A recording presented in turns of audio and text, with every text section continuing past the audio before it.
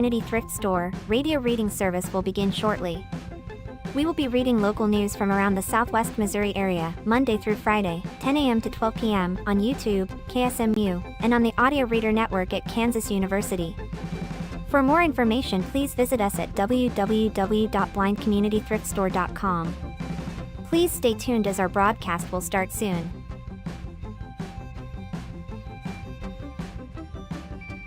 Please remember to like, comment, and subscribe on our YouTube channel now. At Blind Community Thrift Store on YouTube, and more info about this radio reading service, Navalins, and the Blind Community Thrift Store at www.blindcommunitythriftstore.com. The Blind Community Thrift Store radio reading service will begin shortly. We will be reading local news from around the Southwest Missouri area, Monday through Friday, 10 a.m. to 12 p.m. on YouTube, KSMU, and on the Audio Reader Network at Kansas University. For more information, please visit us at www.blindcommunitythriftstore.com.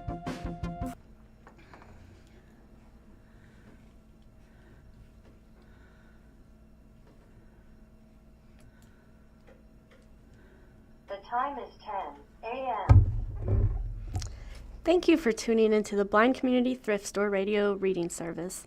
Our broadcasts are available live on YouTube from Monday to Friday, 10 a.m. to 12 p.m., and on demand via the Audio Reader Network at www.reader.ku.edu. Access options include Amazon Alexa, mobile app, and radio via KSMU radio at 91.1 FM, 67 KHC subcarrier from 3 p.m. to 5 p.m. weekdays. Contact the Audio Reader Network for radio receivers. Alrighty. We'll start off for some Today in History on this day. On this day in 1992, at an ice rink in Detroit, figure skater Nancy Kerrigan was clubbed in the leg by a man dressed in black. The injury forced her to withdraw from the U.S. Figure Skating Championships, clearing the way for her rival Tonya Harding to win the competition, qualify for the 1994 Winter Olympics, and become the center of attention in one of figure skating's biggest scandals.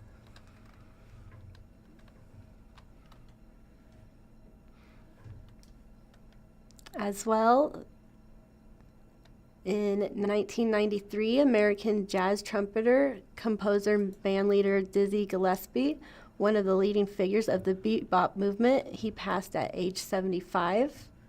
In 1973, Schoolhouse Rock debuted on ABC during the heyday of Saturday morning children's television programming. It became one of the most successful education projects in U.S. history.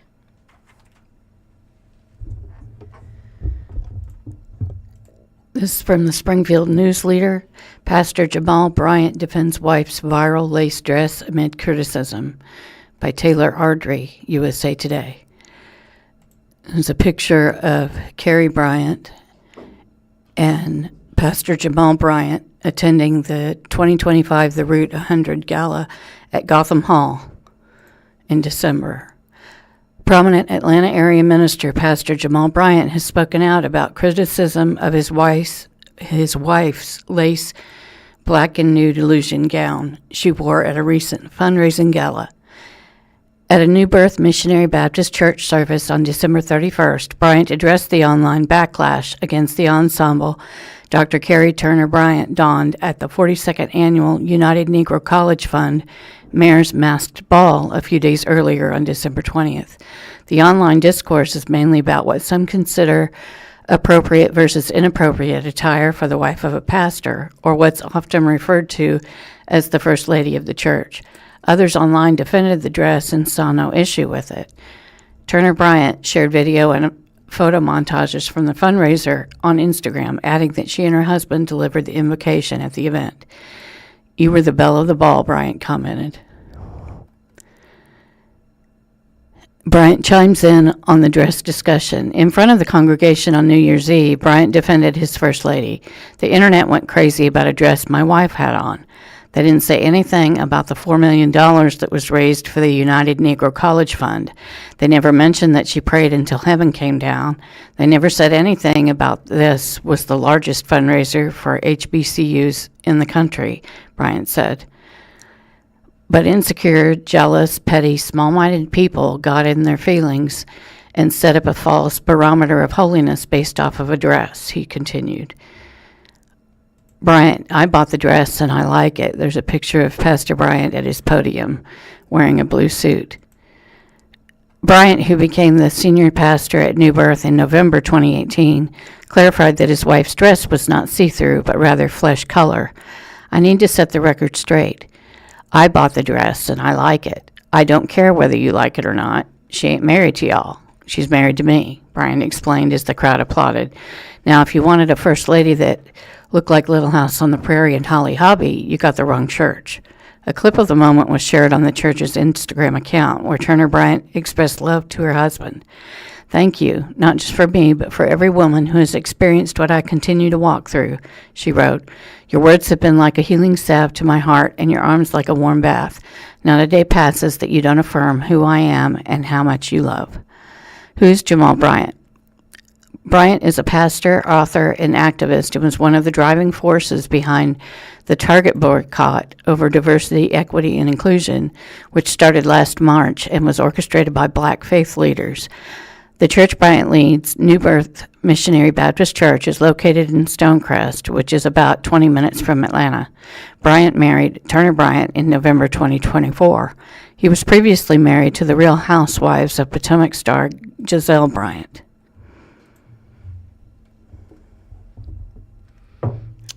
Alrighty, our next article comes from Springfield Daily Citizen.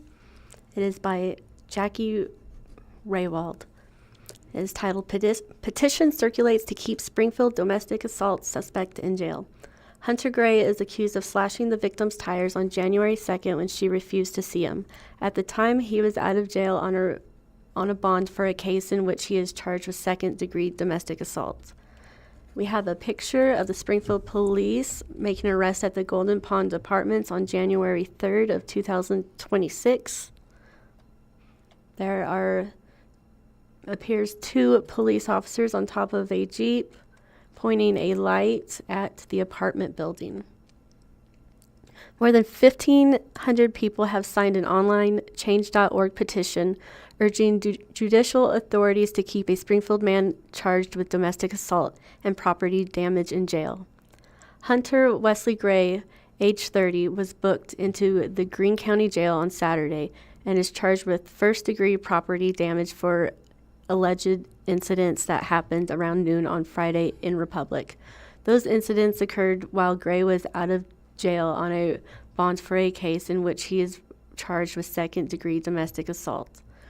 The creator of the petition wrote that Gray has a history of violent and criminal behavior that poses a serious threat to the community. In a request for a warrant filed on Saturday, January 3rd, a Greene County assistant prosecutor wrote that the second-degree domestic assault charge stemmed from Gray allegedly grabbing a different victim from the recent property damage case, by the throat and attempting to cause her physical injury in August 2024. We now have a picture of Hunter Gray. It is a booking photo by Greene County Sheriff's Office. He is smiling at the camera. In that 2024 case, Gray was placed on GPS monitoring on March 21st, 2025. According to the prosecutor, Gray violated the release conditions when he was arrested in Christian County on suspicion of fourth-degree domestic assault against the recent victim whose tires he slashed last week. At the time, the victim sought and obtained an order of protection that was served on the defendant before he was released from the jail, the prosecutor wrote, in part. Immediately after Gray was served the order of protection, he was released from the Christian County Jail. Prosecutors say he went to the victim's place of employment in Republic on Friday, January 2nd, and demanded to see her. When she refused to see him and Gray was told to leave, he allegedly went into the parking lot, slashed the victim's tires, and damaged her vehicle, according to the request for a warrant. The victim called the Republic Police Department, who then worked with the Springfield Police Department to take Gray into custody on Saturday at the Golden Pond Apartments in Southwest Springfield. According to the prosecutor, Gray has shown a clear pattern of not following court orders, not following the directives of the GPS monitoring company, and will not abide by a court order to stay away from the victim, and will not follow law enforcement directives. He has shown that he is a danger to the victim and that he will not stay away from her even after just being released from the Christian County Jail and being served with an order of protection, the prosecutor wrote. Prosecutors say he previously pleaded guilty to second-degree assault in a separate case. Gray appeared via video from jail in front of Greene County Judge Todd Myers on Monday, January 5th, for a case management conference for that second-degree domestic assault charge. Gray's attorney, Tyson Martin, explained to Judge Myers that Gray had been arrested again over the weekend and that Martin had not yet had a chance to talk with Gray about the most recent property damage charge. Martin asked Myers to set another case management conference for later in the week so that Martin could speak with Gray about the new charge. Myers issued a warrant so that Gray could remain in jail for the time being and set another case management conference for Friday, January 9th. This article was written by Jackie Rayhold. This is from the Springfield News-Leader. Brigitte Bardot, icon of French cinema, dies at 91. Actress Brigitte Bardot shot to international fame dancing the mambo barefoot in And God Created Woman, her tousled hair and fierce energy radiating a sexual magnetism rarely before seen in mainstream cinema. A global icon was born. At just 21, she scandalized censors and captivated audiences. Her free-spirited performance in the 1956 film, shot by her husband Roger Vadim, marked a decisive break from the demure heroines of the previous era. Bardot, often referred to in France simply as BB, and whose later years were marked by animal rights campaigns and far-right political sympathies, has died at the age of 91, her foundation said December 28th. The cause was not immediately known. She follows her inclinations. Born in Paris on September 28, 1934, Bardot grew up in an upper-middle-class household. She described herself as a shy, self-conscious child who wore spectacles and had lank hair. By 15, however, she graced the cover of Elle magazine, launching a modeling career that soon led to film. Bardot's character in And God Created Woman was the embodiment of liberated femininity. The controversy only fueled her appeal. Bardot became a symbol of 1950s and 60s France. Her allure extended far beyond French cinema. At 15, Bob Dylan is said to have written his first song about her, the never-released Song for Brigitte, while Andy Warhol painted her portrait. Bardot's ability to subvert traditional gender roles made her not just a sex symbol, but a pop culture icon and a touchstone for shifting social attitudes. In 1959, Simone de Beauvoir penned an article for Esquire magazine in which she lionized Bardot's conspicuous sense of freedom. BB does not try to scandalize, the feminist philosopher wrote. She follows her inclinations. She eats when she is hungry and makes love with the same unceremonious simplicity. Moral lapses can be corrected, but how could BB be cured of that dazzling virtue, genuineness? It is her very substance. De Beauvoir concluded, I hope she will mature but not change. I've been let down too often. Despite her influence, Bardot found celebrity isolating. She often spoke of being a prisoner of her own fame, unable to enjoy life's simple pleasures. Nobody can imagine how horrific it was. Such an ordeal, she reflected decades later. I couldn't go on living like that. Her personal life was shaped by 4 marriages, widely reported affairs, and well-documented struggles with depression. On her 26th birthday, she was found unconscious at a house on the French Riviera after trying to take her own life. Rumors of another attempted suicide surfaced years later when she mysteriously canceled a 49th birthday party and then appeared in a hospital. Alongside her acting, Bardot enjoyed a successful music career. Her collaborations with singer-songwriter Serge Gainsbourg included the erotic Je t'aime moi non plus, I Love You, Neither Do I, drew both acclaim and controversy. In the late 1960s, she modeled for a bust of Marianne, the personification of the French Republic. but she found little satisfaction in the praise she garnered. I have been very happy, very rich, very beautiful, much adulated, very famous, and very unhappy, she told the magazine Paris Match around the time of her 50th birthday. I've been let down too often. I've had really terrible disappointments in my life. That is why I've chosen to withdraw, to live alone. This is my only battle. Bardot made the last of her 42 films in 1973. Disenchanted with the industry, she declared the world of cinema rotten and left public life. There's a picture of Brigitte Bardot at a London hotel in 1966. She has long blonde hair and a pretty smile.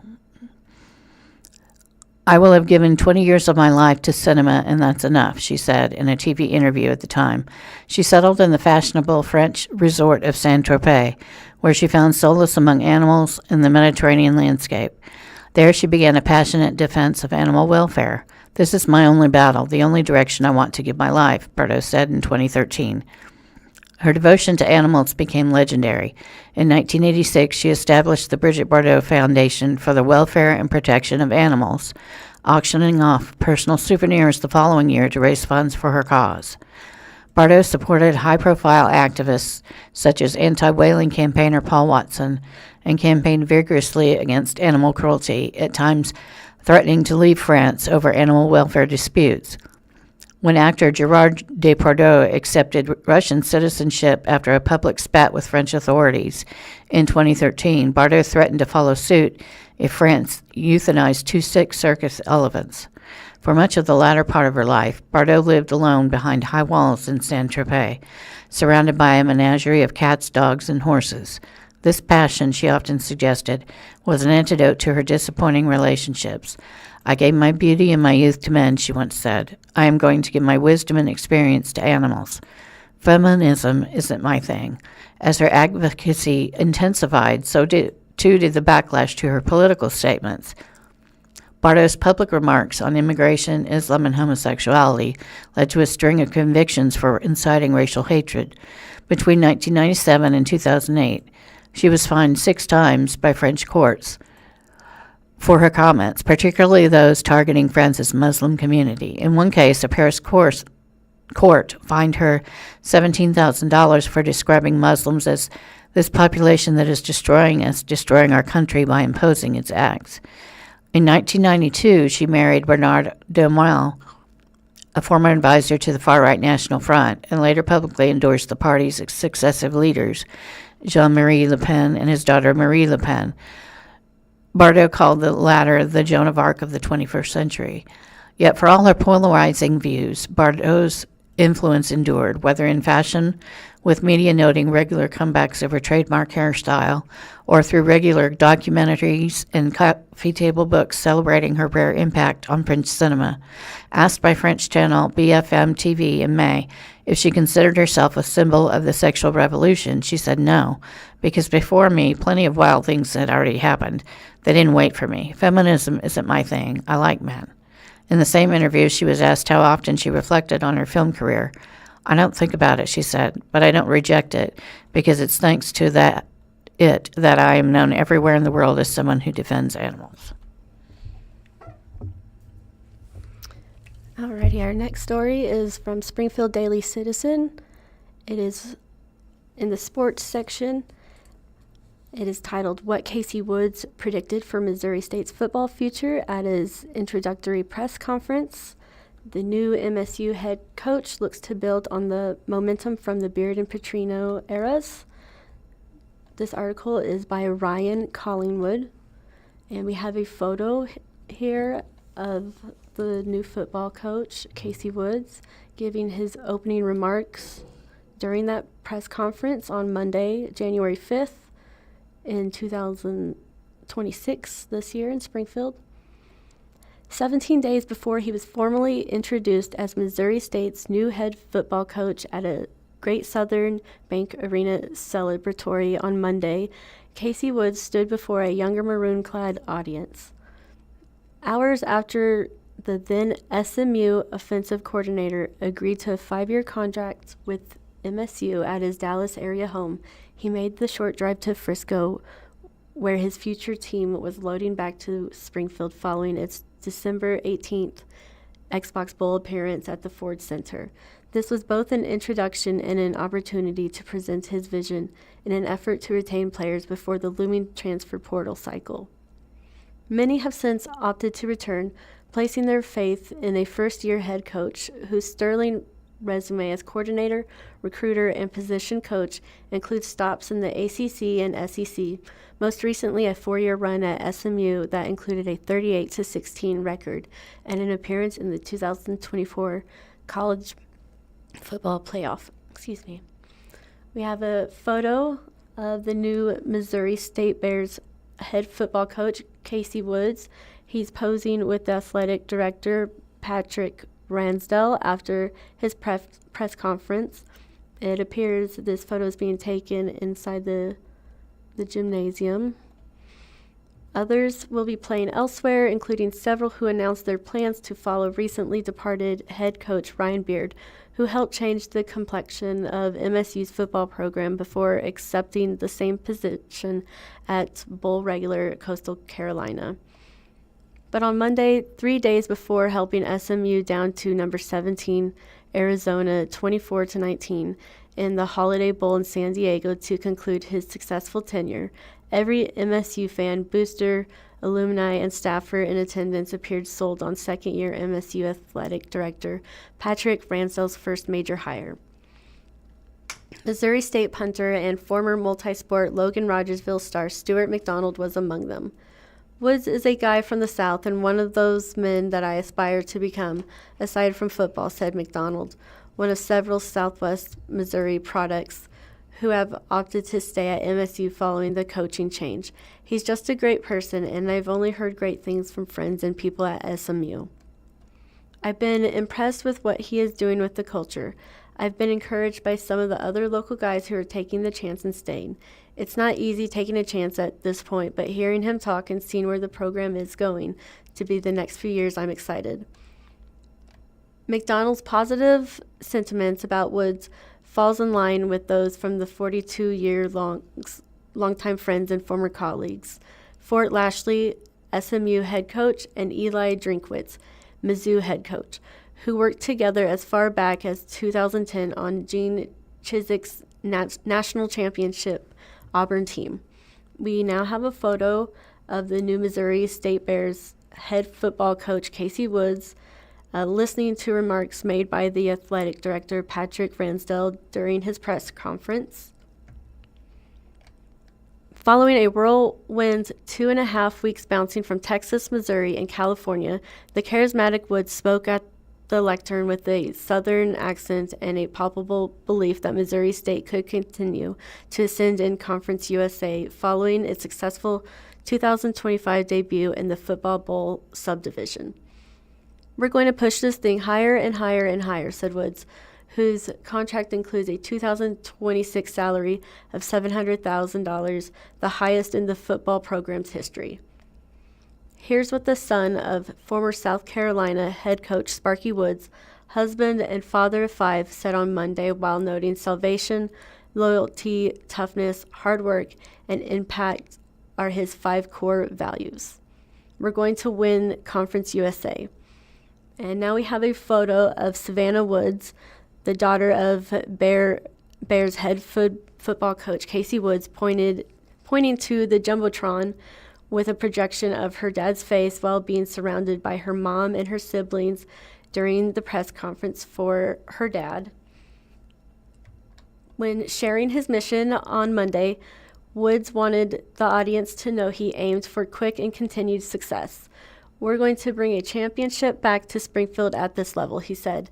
In Woods' 8 career stops that span 5 different FBS conferences, he coached in 9 conference championship games, winning 6. "I know what winning looks like and what championships look like," he said. And now we have another photo of Casey Woods shaking hands with Patrick Ransdell, the athletic director, during that press conference, with his colleagues clapping for him. Woods lauded the recruiting of MSU's previous regime, which signed a talented group of freshmen during the December signing period, many of whom he expects to still come to MSU despite the coaching change. We're willing to honor anything that's done here. They've all been communicated to. We have some mid-year enrollees that are headed down here, he said. We're excited about them. We're excited about those guys. I think the previous staff did a nice job recruiting. Woods, a recruiting coordinator at Mizzou for 2 seasons, believes the level of recruiting can be elevated even higher, and having ample connections in the talent-rich Dallas market helps. Getting the best available talent in Missouri will be a priority. We're going to enter all 419 high schools that play football in the state of Missouri in the next calendar year, he said. With the transfer portal currently open, Woods said there may be an emphasis at quarterback. Missouri State's 2 primary quarterbacks have either graduated or transferred, and defensive line, which was also hit hard by the portal and graduation. He mentioned 25 roster slots that he aims to be filled. If you want to throw for a bunch of yards and score a bunch of points, come to Missouri State, said Woods, who recently coached dynamic dual threat All-ACC quarterback Kevin Jennings. SMU trailed much of the first half in September before downing the Bears 28-10 at Plaster Stadium in Springfield, which had lively and sizable crowd for the rare occasion of hosting a Power 4 program. Woods said it was among the reasons he applied for the open MSU position, and he was impressed by its game day spunk. He wants to continue to build on that environment to make it harder for future opponents. I want to make Plaster Stadium one of the toughest environments in Conference USA, he said, encouraging student and fan participation and facility improvements, a pursuit that has raised millions over the past several months. Woods said that all but 2 assistant coach positions have been officially hired and that the school will announce those hires as early as Tuesday. I feel like we hired the best defensive staff in Conference USA, Woods said. I'm super excited about what those guys are. I know what I am bringing in offensively. I have great young coaches to help support me in what we've done from an offensive standpoint. On3 Sports reported SMU assistant offensive line coach Hussam Ore and SMU assistant quarterback coach Sam Hollander have joined Woods at SMU. Perhaps the Bears can set up a rare future football date with Mizzou, factoring in the relationship between Woods and Drinkwitz. You tell Drink we can meet wherever he wants to, Woods said with a smile. Wherever you want to play, man, I'll be ready. Woods will face his former team, SMU, in Dallas in September on the back end of a home-and-home series. The Bears also opened the season in Texas at Texas A&M.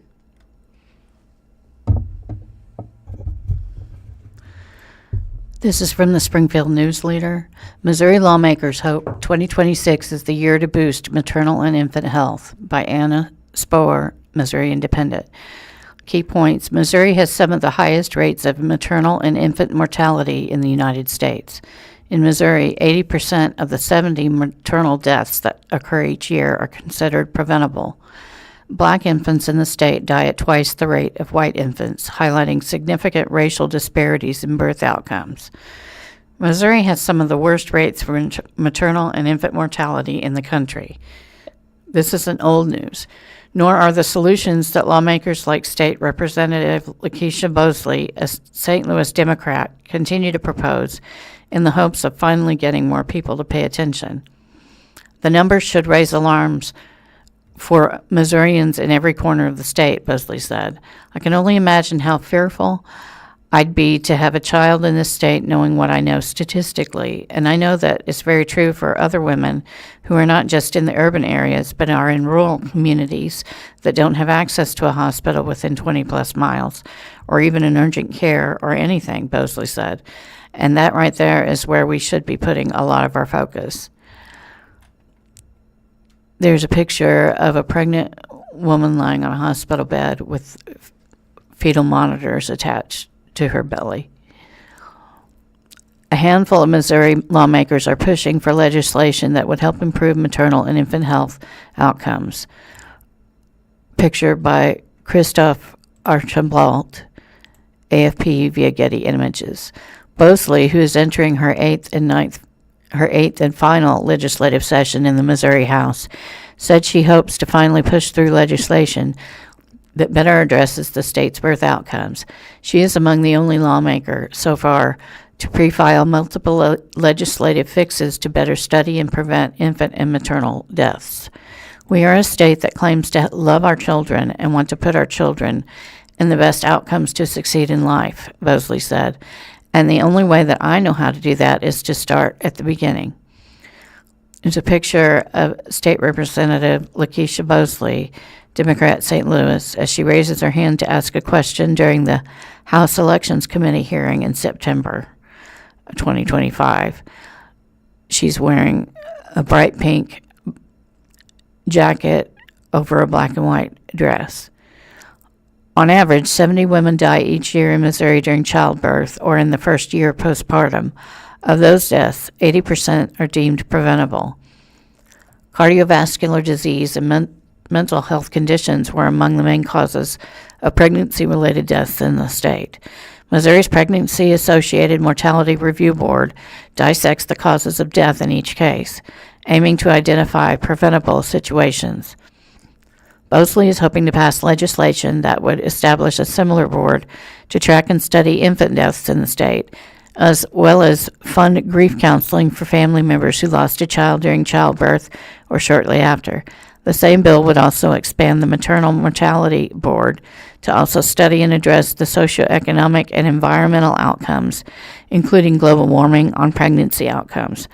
While the state's infant mortality rate improved slightly from 2022 to the latest 2023 data, 441 babies still died before they turned a year old in Missouri in 2023, putting the state 33rd in the nation for infant deaths. Black infants are dying at twice the rate of white infants. The leading causes of death for infants in Missouri were birth defects, preterm birth, sudden unexpected infant death, and accidents, according to a recent report from the March of Dimes. The problem here is not only is this a lack of access issue, this is also a social economic issue, Bosley said. Most women who live in very poor communities in rural Missouri, and also women of color, typically have greater health risk and lower health outcomes. That goes back to systemic bias at how the healthcare system came to be. State Senator Barbara Washington, a Democrat from Kansas City, who is also pushing for the expansion of doula services, is hoping to further expand the state's Maternal Mortality Review Board to include more diverse statewide representation. Her legislation would also add data on prenatal and postnatal health care access to the data collected by the board. We got to do something, Washington said. People that English isn't their first language, and women of color, and women who are poor, especially Medicaid recipients, they're not treated with the same level of respect. I'm not sure if any woman is, to be honest. There's a picture of State Senator Barbara Washington, Democrat, Kansas City, speaking during a legislative hearing in January of 2025.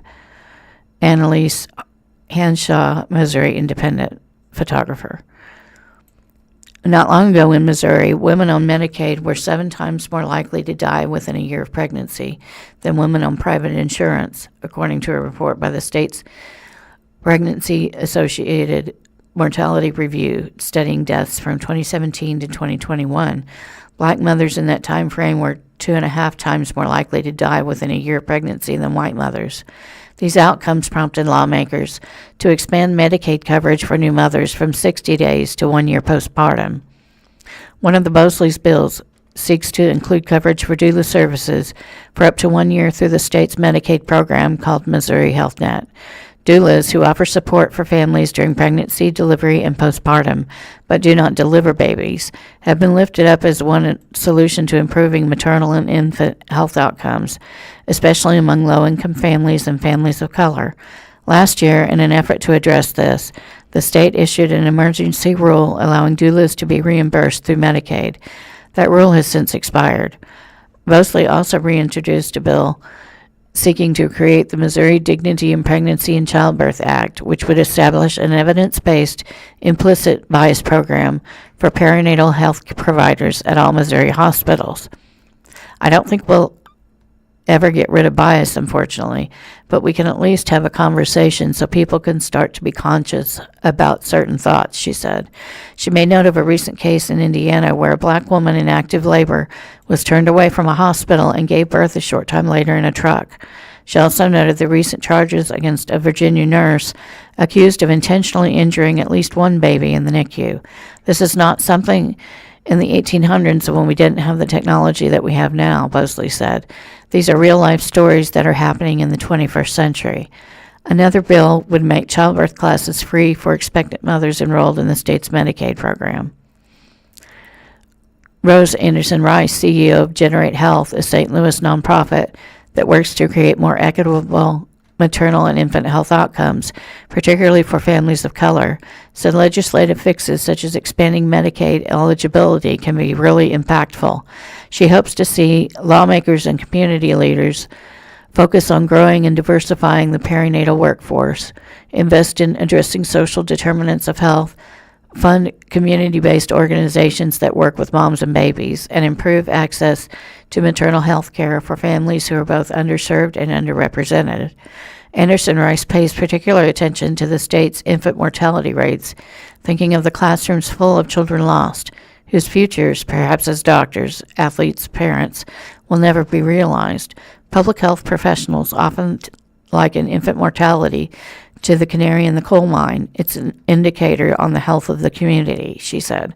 This is not about politics. It's about responsibility. If we want a healthy Missouri, we need to fix this now. Alrighty, our next article comes from 417 Mag. It is a Q&A with Peggy Wolf on her 100th birthday skydive. Her idea of a perfect 100th birthday activity is a 2-mile tandem skydive with her family and friends cheering on from below. This article is by Katie St. Clair, and we begin with a photo of Miss Peggy Wolf and 3 other people who are her 2 tandem skydive instructors.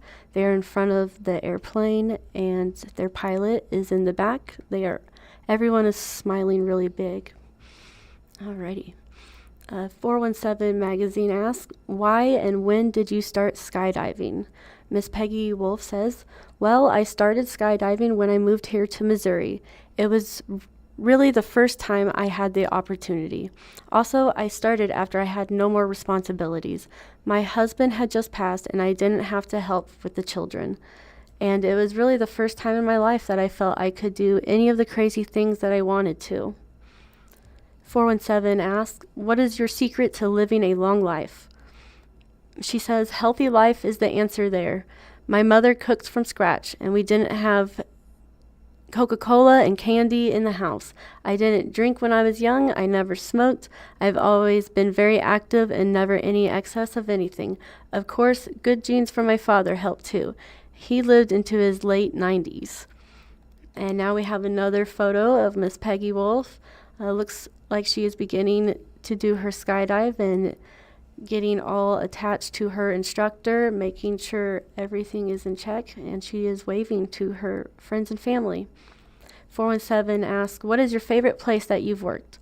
She says, well, when I got out of high school, I applied for one job, and I got it, and it was with the accounting department at Walt Disney Studios in Southern California, and I just loved it. I was issuing the war bonds. This was during World War II, so I got to deliver in all of the departments all over the studio. I got to deliver from Walt Disney's office down to the lowest employee in the studio, and I became friends with Ducky Nash. He was the voice of Donald Duck. 417 asks, what advice do you have for people going into the new year? She says, at my age, I look back at my life, and there are things that I wish I'd done and things that I wish I hadn't done. I think when you are growing up, you have to remember that the things that you do are going to live with you the rest of your life. So be careful what you do. Be careful what you say. Their final question to her is, if you could relive one day out of your whole life, what would that be? She says, it just might be this last birthday because everything was perfect. You know, it rained every weekend up until then, and we didn't know whether we were going to be able to do this. And it turned out to be a gorgeous day, and I honestly think that was the most marvelous day I ever had. This is from the Springfield Daily Citizen. Springfield man accused of biting, pointing gun at 16-year-old in a road rage incident. The man allegedly punched the teenager and bit his leg before pointing a gun at him. There's a picture of the top of a police car's light bar. And a Springfield man has been charged with 3 counts of misdemeanor, 4th-degree assault, and 2 felonies for allegedly assaulting a teenager and pointing a gun at him in Sparta on October 30th, 2025. Everton Grant Stedman, born in 1982, is accused of punching, striking, biting, and pointing a gun at a 16-year-old in an alleged road rage incident. According to a probable cause statement, the teen was one of 3 passengers in a vehicle traveling on Highway 14 in West Sparta when the suspect passed and brake-checked their vehicle. Both vehicles stopped on Highway 14 near Fig Lane, according to the statement. Grant Stedman and the teen both exited the vehicles, and Grant Stedman punched the teen in the face and slammed him to the ground, the document states. The car's driver got involved in the altercation by hitting Grant Stedman 1 time on the jaw, according to the statement. The document states that the driver yelled, "We're minors." Grant Stedman replied by asking how old they were. The document states that while the 16-year-old was on the ground, Grant Stedman bit the teen's left leg very hard. Then he allegedly retrieved a firearm from his vehicle and pointed it at the passenger driver. According to the statement, one of the witnesses alleged the suspect yelled, "What now? You're only 16," while pointing the gun at the teen's face. Another witness stated that Grant Stedman yelled, "Who's 16 now?" The driver alleged that a line of cars stopped behind the two vehicles while the suspect and teen were in the altercation. Grant Stedman drove off afterward, according to the statement. The document states that the teen said his mother arrived on scene and transported him to the hospital. Online court records indicate prosecutors have requested a warrant for Grant Stedman's arrest. He does not have an attorney listed as representing him. The article was by Zoe McIntyre. She was born and raised in the Springfield area. She covers Springfield's surrounding communities like Nixa, Ozark, and Republic. While a student at Evangel University, she enjoyed working on staff at the school's radio station and newspaper, where she served as editor-in-chief for 1 year. When she isn't persuading her friends to read more news, she enjoys cooking and thrifting. Alrighty, our next article is from the Springfield News-Leader. It is titled Springfield Police Launching New Citizen Satisfaction Feedback Tool. This article is by Marta Mieze. I'm probably not saying that right. I apologize.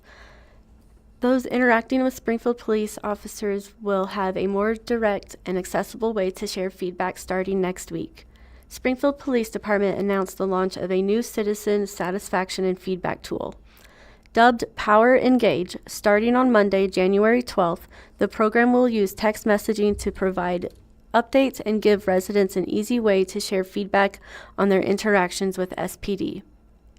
According to an SPD news release, text messages will be sent following a call for service that will invite residents to complete a brief survey about their experience. The surveys will only be sent to phone numbers documented as part of a call for service or an officer's report. In the release, Police Chief Paul Williams compared the new tool to the text messaging systems that private companies use to communicate with their customers. Participation will be optional, with residents able to either ignore the message or reply "stop" to opt out of future survey messages. These texts should not be used to report crimes or emergencies. Residents should always call 911 to request assistance.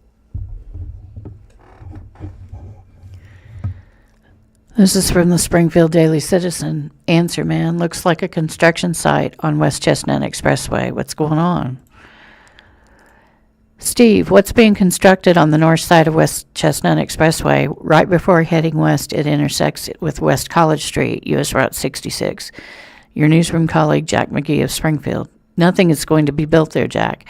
It's vacant city-owned property used for stormwater detention, and it will be modified with the goal of improving water quality in the Wilson Creek's watershed.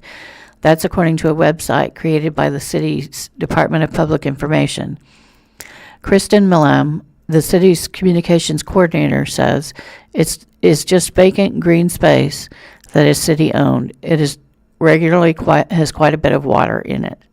It was identified as an area that needs drainage improvements that could make an impact on water quality, Millam says. It's also hopefully going to be an amenity because it will also beautify the area and make it more similar to some of our other green infrastructure areas around town, like a park. It's definitely not a park, but it's going to be a nice green space for the community to view and enjoy. The work should be finished by the fall. The work will include expand the stormwater detention basin, slow the rate of stormwater draining to provide stormwater treatment through natural processes, add a flow diversion structure to direct stormwater to a rain garden. A rain garden is a shallow landscape depression planted with native plants that collect and filter stormwater runoff, allowing the water to simply slowly soak into the ground. Plant native plants and trees, install a device to capture trash from stormwater runoff, preserve trees, access existing stormwater channels. There's a picture of, looks like maybe a propane tank and a large construction equipment on top of a pile of dirt. The work is expected to be finished in the fall. Much of the cost is being covered by a $400,000 grant from the U.S. Environmental Protection Agency. Pollution can harm aquatic life, such as crayfish. According to the city, industrial and commercial land uses and roads upstream of this area are potential sources of common stormwater pollutants, including heavy metals such as zinc, sediment, nutrients, and trash. The North Branch of Wilson's Creek is considered impaired due to levels of zinc found in the stream bottom sediment that can be harmful to aquatic life, such as crayfish and other small organisms that are at the base of the food chain. The project will help improve water quality in Wilson's Creek and James River. The city's Environmental Services and Public Works Department are managing the project. This is Answer Man column number 156.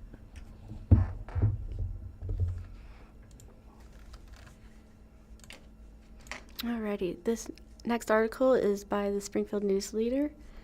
It is by Morgan Shannon, and it is titled Bundle Up with the Library's 2026 Winter Reading Challenge for Adults.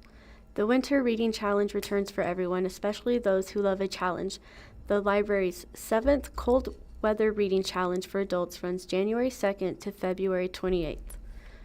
You can pick up a Winter Reading Challenge form at the checkout desk of any library branch or mobile library and get ready to mix it up. You can also log your titles online and explore book suggestions at thelibrary.org/reading challenge. Librarians have assembled 15 new reading categories this year. Some will surprise you and some may nudge you out of your comfort zone. All of them are bound to introduce you to some new ideas and new authors.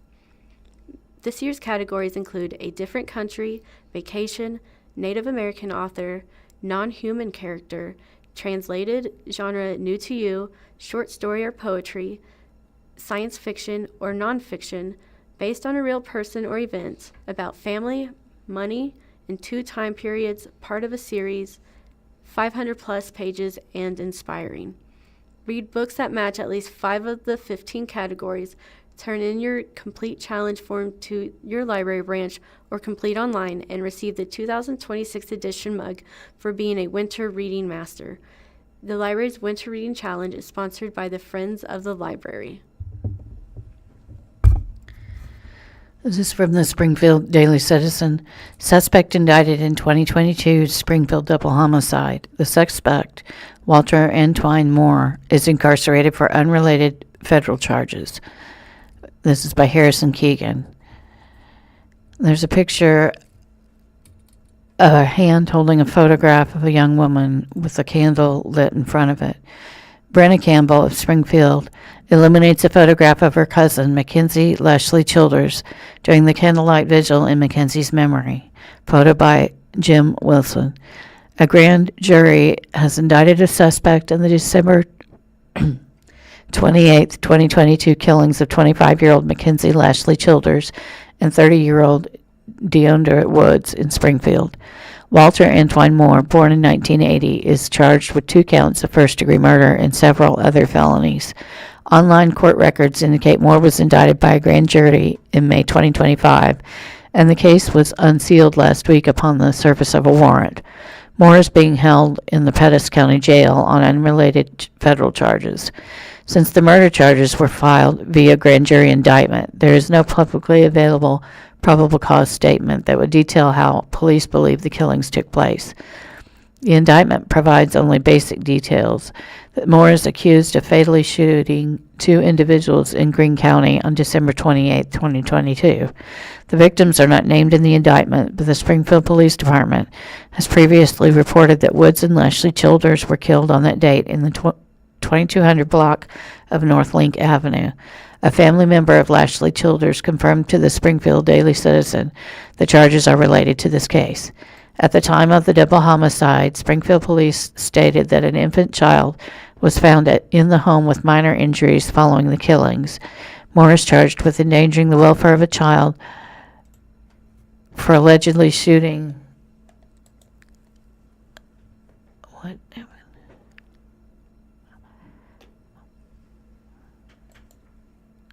I can't read it. Hold on.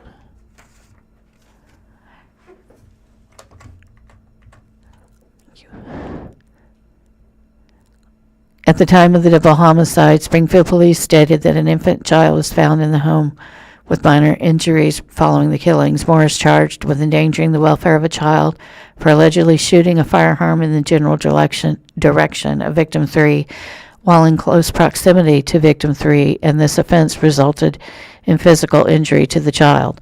Moore is also accused of domestic assault against a 4th victim on the same date as the double homicide. In December 2024, the Daily Citizen covered a vigil to mark the 2-year anniversary of the killings. Family members described Leslie Childers as a loving young mother who was also a talented singer. Wood's brother described him as an easygoing man who enjoyed drawing and playing basketball. As her loved ones, we pray now that the wheels of justice are beginning to turn, that justice will truly and finally be served. Mackenzie's mother, Jeree Leslie Childers, said in a message to the Daily Citizen, "We would like to thank the detectives, Sergeant Scott Hill and Assistant Chief Prosecuting Attorney Josh Harrell, for their continued efforts with this case." The article is by Harrison Keegan. He's managing editor of the Springfield Daily Citizen. He's been a journalist in Springfield and northern Arkansas for more than a decade. He has covered everything from high school sports to public safety. When he's not working, the Kansas City native and Missouri State University alumnus enjoys watching sports and spending time with his family. Alrighty, our next story is from 417 Mag. It is titled Doing Good with Diaper Bank of the Ozarks by Alyssa Roney. Diaper Bank of the Ozarks is part of Cross Lines Community Outreach. It provides local families with disposable and cloth diapers, which is an often overlooked necessity. We have a picture of Trana Shaughnessy. She's the program director at Diaper Bank of the Ozarks. While diapers are just a check mark on the grocery list for most families, many others must choose between food and clean diapers for their small children. Diaper Bank of the Ozarks is working to eliminate that decision. The organization is run through Cross Lines Community Outreach, or CCO, and is part of a statewide diaper bank coalition.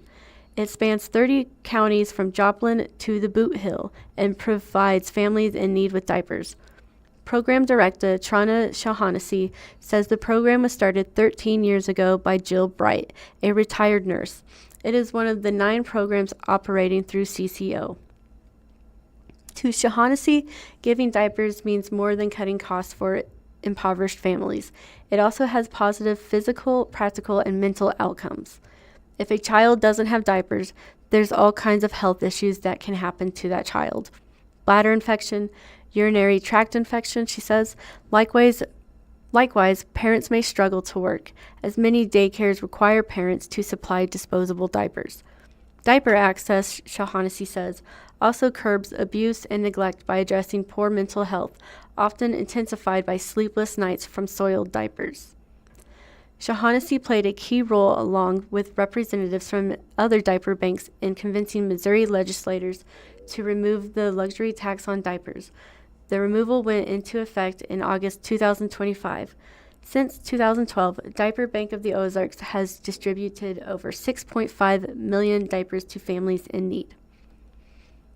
Volunteer assistant Linda Bashaw consults with diaper recipients. One of her most memorable moments with the program was with a pregnant mother whose partner had recently left. Bashaw describes the encounter. Her baby was due within the week, and she had a 2-year-old at home. She was in tears, and I was explaining to her that she didn't have to pay anything for the program and that these diapers were donated, and we just wanted to be able to help support her. If you would like to help donate to Diaper Bank of the Ozarks, log on to ccozarks.org. Just $10.36 provides a week's supply of diapers to a family in need. This from the Springfield Daily Citizen. Poking around, I've got a question of my own. Why are so many people interested in Ozark Burger King?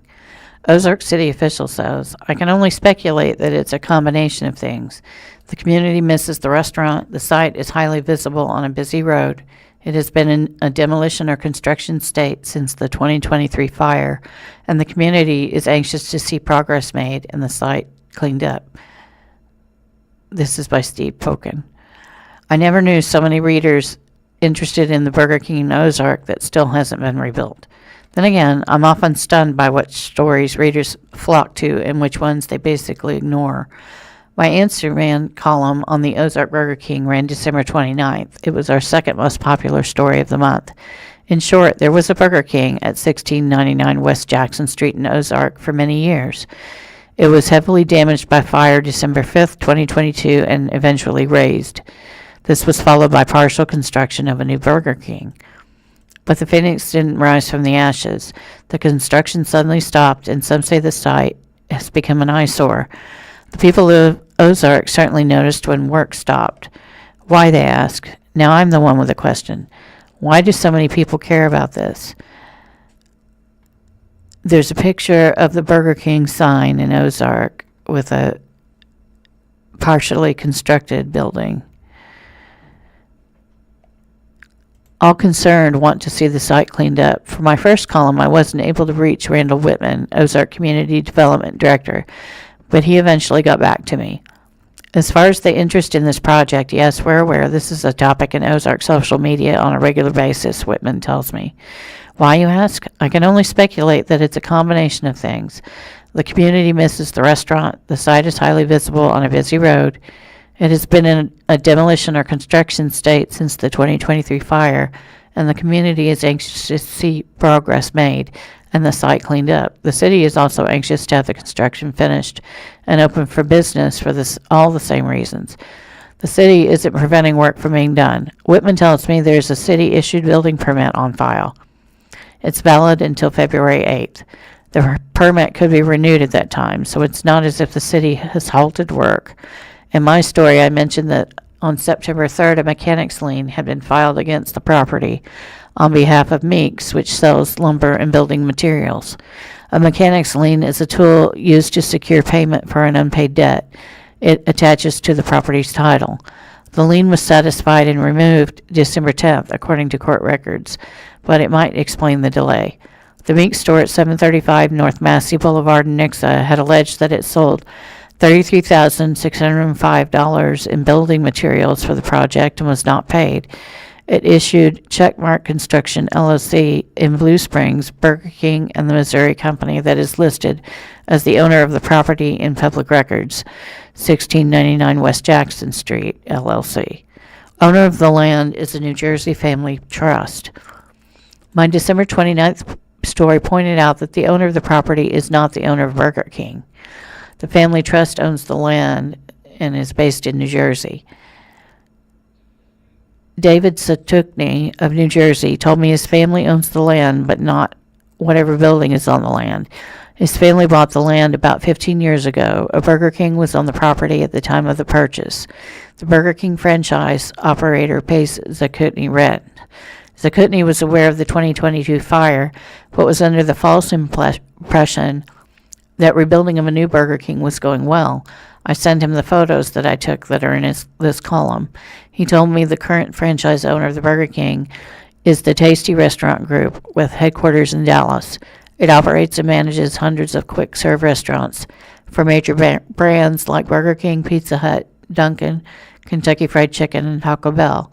The name Rosa Banks with the Tasty Restaurant Group appears on one of the building permit applications filed with the city. I called her and sent her an email wanting to know the reason for the delay in the mechanic's lien and still have not heard back.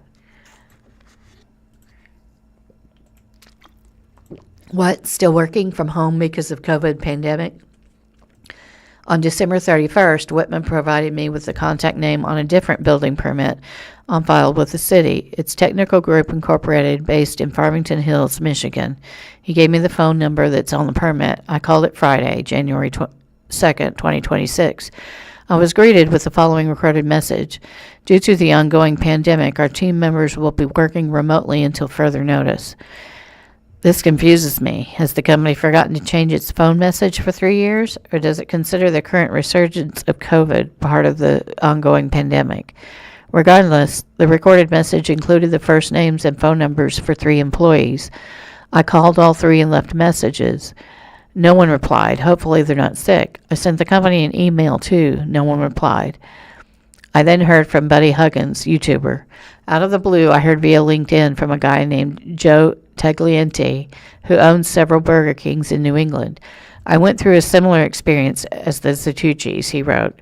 One of our Burger Kings was closed for weeks due to a flood, and they never notified us. We discovered it by accident while touring our portfolio. It took them close to a year to reopen, and they were dragging their feet, he wrote. They didn't get moving until we threatened to terminate the lease. Back to local causes. I do know of a local person who is all over this Burger King situation in Ozark. It's Ozark resident and YouTuber Buddy Huggins. Huggins read my December 29th story and called me. He wanted to convey information I didn't have in my column. I make YouTube videos. I'm very controversial online. I asked him first to tell me a little bit about himself. He speaks at many public meetings in Ozark. I live in Ozark, Missouri, he says. Been here 12 years. I'm a YouTuber. I make YouTube videos. I'm very controversial online. His voice reflects his origins. Mississippi. He's 64. I checked newspaper archives, and Huggins is mentioned in a July 2018 story in the Springfield News-Leader. He's described as a prolific local YouTuber. He posted a video of the inside of Pensmore Mansion. I've watched the video, and the voice of the camera operator inside Pensmore is not Huggins' voice. Never fear, Buddy Huggins is on it. On November 6th, Huggins posted a YouTube video of the former Burger King in Ozark. In the video, Huggins says the foundation and slab were not poured up to the standards because of cold weather and a female voice. Huggins often uses AI-generated voices in his videos, then says, Buddy Huggins is on it, exposing the half-baked hustle. Stay tuned, folks. This rebuild has got more twists than a flame-broiled patty. That problem over the slab is why there's a delay, Huggins tells me. Yet, I should point out, the city makes no mention of such problems. Huggins often reports on what he considers improper construction in the city. His August 24th YouTube post has the headline, Ozark Post Office Brick Blunder Exposed. He alleges the bricks don't match in color. Seeking higher levels of vibration. Huggins tells me he knows the construction trade because he worked in construction years ago in Mississippi. On his blog, Huggins describes himself as the Mississippi Buddha, and he has this to say. I'm a retired construction worker looking to see the world and experience higher levels of vibration. In order to continue my journey of self-awareness, I seek spiritually minded individuals and couples that either work in the arena of spirituality or those who are in tune with their spiritual being. This is Poking Around column number 330.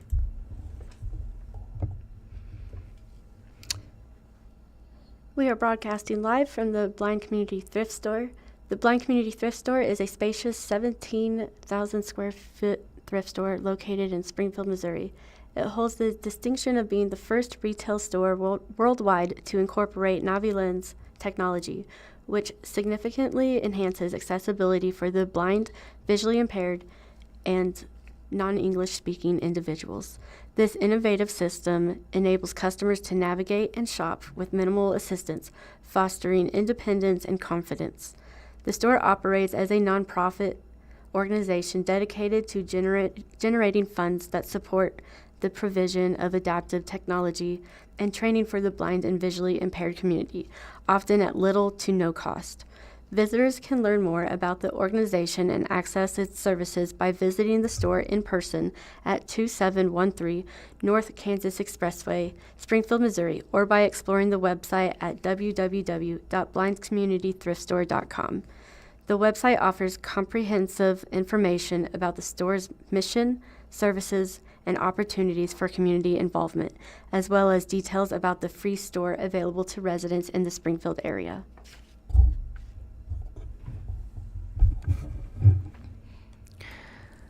This is the Springfield Daily Citizen. Reader asks what the big project is across from Fremont Elementary. There's a picture of a building with a lot of trucks and stuff in front of it. And it says, "Hey, answer man, what's being built across the street from Fremont Elementary?" Photo by Steve Pokin. It's Rural Behavioral Health, $14 million, 28,000 square foot youth resiliency center. The construction should be finished before the end of February 2026, says Rance Burrows, Director of Public and Media Relations, as well as former managing editor of the Springfield Daily Citizen. Burrow will host a grand opening in the months following completion, Berger says. A date has not been set. Colleague Joe Hansel wrote about the center's groundbreaking on September 18, 2023. There's a picture of a piece of construction equipment and people with hard hats on turning shovels of dirt. Those in attendance in 2023 included then Lieutenant Governor Mike Kehoe, now Governor, and Bob Dixon, Greene County Presiding Commissioner. The county gave $5.35 million in American Recovery Plan Act funds to the project. Dixon said at the groundbreaking, "This was our first and largest ARPA award. The commissioners and I poured over literally hundreds of excellent applications that would have addressed very important needs in our community. And as we looked at the recurring themes behind those needs, many of those spoke to one issue, the need for mental health services. Focus will be on teens 13 to 17 years old. The center will focus on providing mental health care to teens 13 to 17 years of age," Berger says. "It will offer outpatient services, crisis stabilization care 24/7 every day of the year, and will have a 16-bed residential psychiatric treatment center. A client can stay on the crisis unit for up to 23 hours before they are referred to other lines of mental health care and/or resources for future care and community-based services," says Joe Burrows, Health Director of Youth Stabilization Services. "Burrow provides the same service for adults. We also have the ability to reduce the number of acute hospitalizations for clients within our community, and hopefully within that 23-hour period, work to calm and resolve issues and send the client and guardian home with a treatment plan that keeps them out of acute placement and in the home environment where they can learn and grow." The Rural website states, "Our vision is for this campus to offer immediate treatment and hope to families in crisis, as well as connection to the ongoing care they need." This is Answer Man column number 152. Alrighty, our next article is from the Springfield Daily Citizen. It is by Jack McGee. City considers 35-year sunset on hotel tax hike for convention center, a hard cap at $175 million. The changes were presented in response to the results of a survey conducted in early December, which City Manager David Cameron presented as part of a listening session with downtown business leaders January 5th. We have a aerial drone shot photo of the empty lot next to the Springfield Expo Center, which has been long considered a possible location for a new convention and event center. In response to the results of an online survey conducted following the November 2025 election, in which voters narrowly rejected a 3% hotel tax increase to fund the construction of a new convention and event center, the City of Springfield is considering a revised proposal with a 35-year sunset and a hard cap of $175 million on the project. Springfield City Manager David Cameron presented the results of the survey, which was open from December 4th to the 19th to downtown business leaders as part of a listening session, January 5th, held at the Greene County Archives and Election Center, located at 1126 North Boonville Avenue. Cameron will hold another listening session for the general public at the same location today from 5:30 p.m. to 7 p.m., January 6th. While the survey results show strong opposition to the project among a sizable share of respondents, many also indicated support for a revised proposal. Of the 1,233 participants, 37.9% voted against the previous hotel tax increase, with 21.7% in support and 34.9% not voting. Cameron said the results do not include responses from those who live outside the city limits and that the survey is not scientific, noting that the timeline to conduct a scientific survey was not conducive and that it would be ridiculously expensive. Rather, the results and feedback received at the listening session are intended to guide potential next steps on the convention center project, including the consideration of a revised hotel tax measure, which voters would consider as soon as April 8th. In response to the survey question, if the city were to revisit this issue in the future, which approach would you prefer? 31.75% of respondents selected proposed the same plan with improved communication and education. 21.10% selected do not bring this issue back. 22.94% selected pause and gather more information first. 18.20% selected proposed a revised plan with significant changes. We now have a photo of Springfield City Manager David Cameron leading a listening session of downtown business leaders on the proposed convention and event center and a potential revised hotel tax measure. Of those more likely to support a revised proposal, more than 54% suggested the city announce a specific location for the project. Just under 50% want to see preliminary designs or renderings, and more than 44% want a clear sunset provision, according to the results provided by the city. In summation, Cameron said the survey showed 45 to 55% of respondents are open to a revised proposal with improved details. 27 to 30% remain firmly opposed regardless of changes, and 15 to 25% are skeptical or indifferent. While acknowledging the criticisms of the proposal itself, Cameron suggested the lack of a message contributed to the tax measure failing in November. There was no story at all, Cameron said. Had it been approved by voters, the tax measure would have increased Springfield's hotel tax from 5% to 8%, an overall tax rate on sleeping accommodations, including the base sales tax rate, from 13.1% to 16.1%, not including any additional taxes in special taxing districts. The hotel tax is paid by overnight visitors in hotels and short-term rentals. Estimated to initially generate about $4.5 million a year, the 3% increase rejected by voters could cover up to $145 million in debt service over 30 years, according to a financial analysis presented by the city last year. Cameron indicated that the April election is the only opportunity for the tax measure before the end of the state's fiscal year, June 30th, at which time the city could potentially miss out on a $30 million appropriation for the project in the state budget. Currently, the funding remains restricted, subject to the governor's release.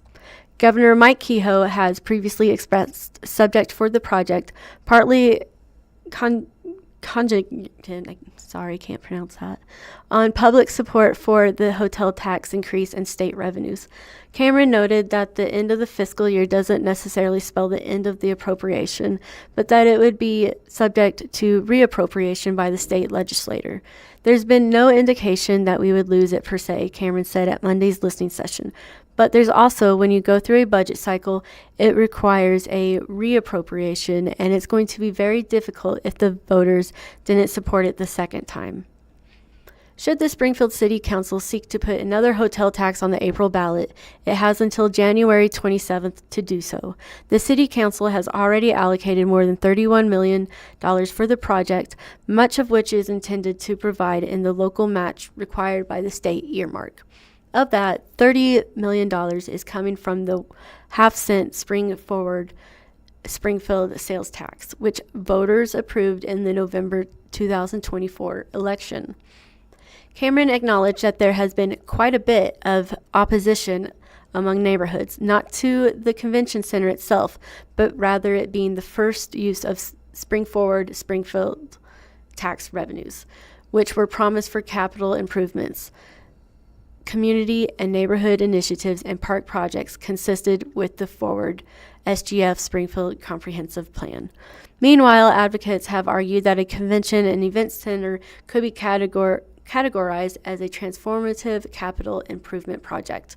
Cameron said feedback also centered on the ambiguity of the location, the plan for parking, and transportation.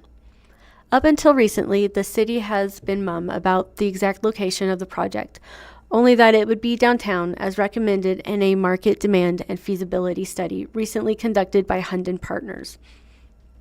However, in announcing the January 6th listening session, the city acknowledged that the project would involve adding onto and renovating the Springfield Expo Center at 635 East St. Louis Street, which the city owns alongside the adjacent vacant parcel.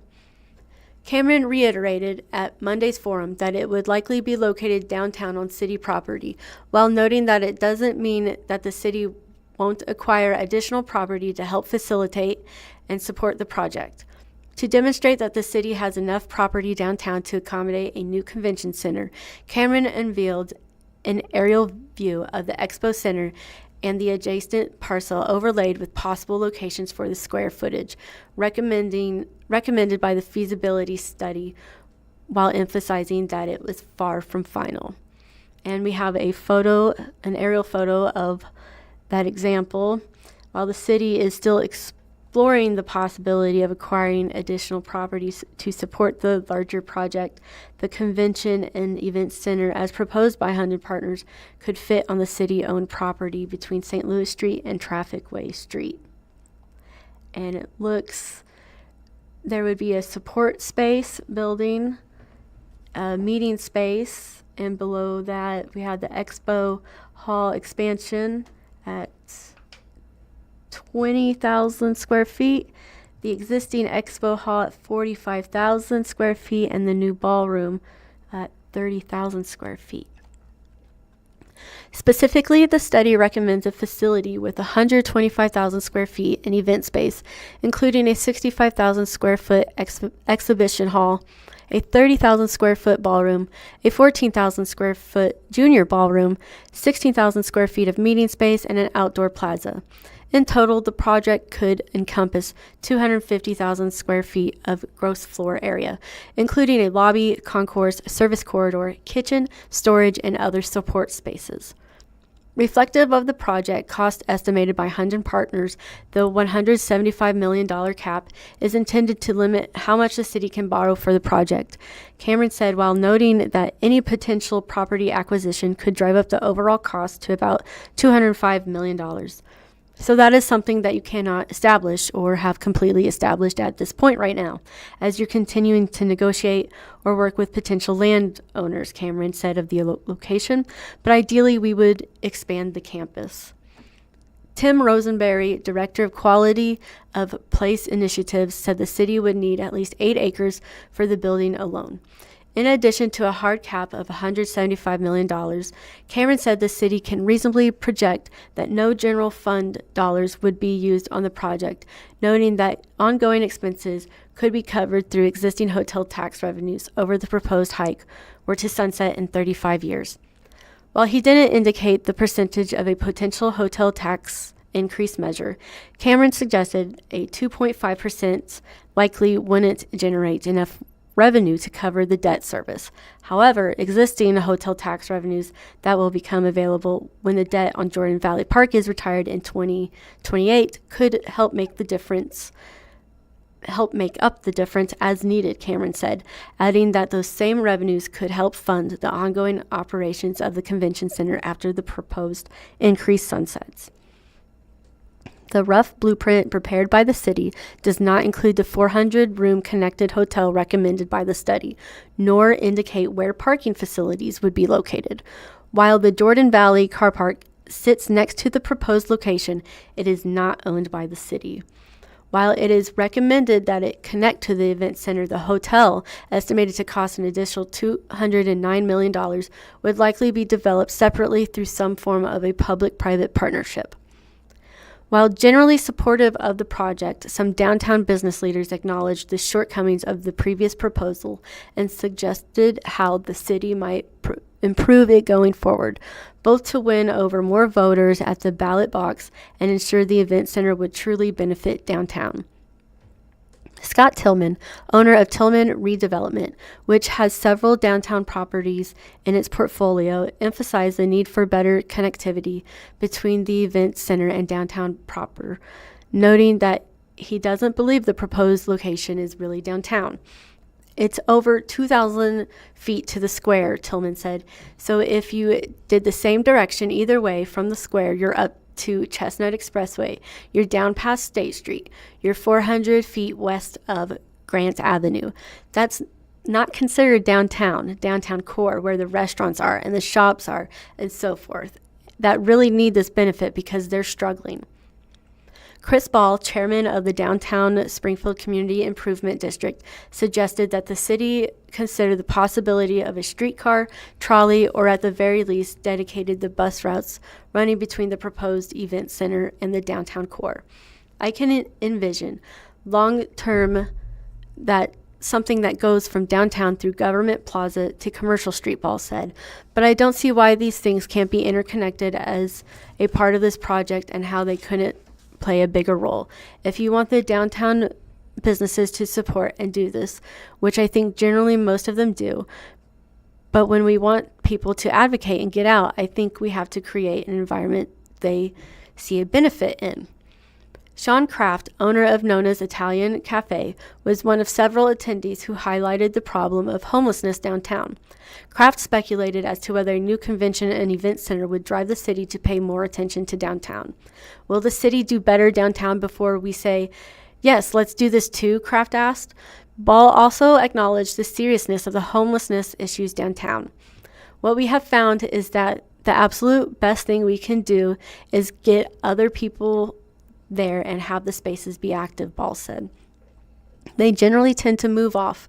Now, I guess it can be the opposite way, and they could just decide if there's more people, it's a better place to beg. And I guess if that's what it comes down to, then we'll deal with it. But I think we have to think about this project as a whole. We then have a photo of Jeff Steele, who is the executive director of the historic Galois Theater. He is sitting for a podcast interview. Jeff Steele, executive director of the Galois Center for Arts and Entertainment, cautioned his downtown neighbors to avoid getting hung up on other issues, noting that the city can address those issues and build a convention center at the same time.